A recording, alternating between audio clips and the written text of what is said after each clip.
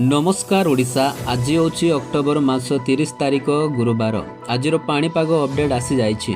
वीडियोटी आरंभ करने पूर्व समस्त को गोटे रिक्वेस्ट, आमर चैनल को सब्सक्राइब करने सहित पाखर आसुतिबा बेल आइकन को ऑन करने को जमारो बुलंतु नहीं। वर्तमान जहाँ सूचना मिलुछि दुर्बल होइछि मोन्था। आसंता 2 दिन पर्यंत राज्य में लगी रहिबो वर्षा। गभीर अवपातर हेबे परिणत होइछि, जहा फଳରେ राज्यर किछि किछि स्थान रे प्रबल अति प्रबल वर्षा हेबार संभावना रहिछि।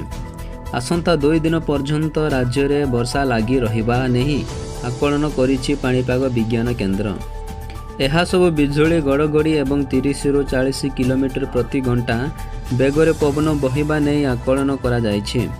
गत 24 घंटा मध्य संपूर्ण राज्य रे वर्षार प्रभाव देखिबाकू मिलिछि।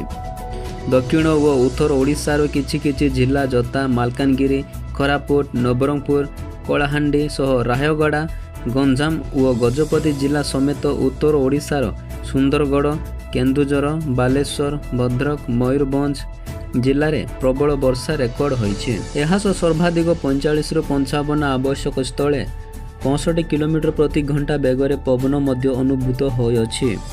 सेहिभଳି आसंता 24 घंटा मध्य राज्य में उपकूल ओडिशार विभिन्न जिला सहित उत्तर आभ्यंतरीण जिला गुड़िकर वर्षार प्रभाव देखा मिलिबो। एहा सब बिजुली गड़गड़ी और झटका पवन मध्य अनुभूत हेबो। आसंता काली मध्य समान स्थिति रहिबा नै आकलन करिछि पाणीपाग विज्ञान केन्द्र। सेहिभଳି आज संध्या पर्यंत समुद्र शांत रहिबो, सेतिपई समुद्र मध्य को जीवाकू मत्स्यजीवी मानकू बारण करा जाइछि। स्थलभाग छुईबा परे क्रमशः दुर्बल हो जाइछि बात्या मोन्था। बात्यार अवशिष्टांश जोगु छत्तीसगढ़ व विदर्भ अंचल में अवपात सृष्टि होइछि। आसंता 12 घंटा यह क्रमशः उत्तर दिग गति करी लघुचाप परिणत हेबो।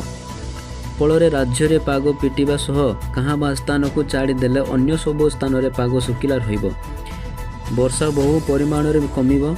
उपकूल जिला गुड़िक समेत उत्तर ओडिशा और आभ्यंतरीण जिला गुड़िक झटका पवन सह बिजुली गड़गड़ी सह आलुकारु मध्यम धरणर वर्षा हेबार संभावना रही।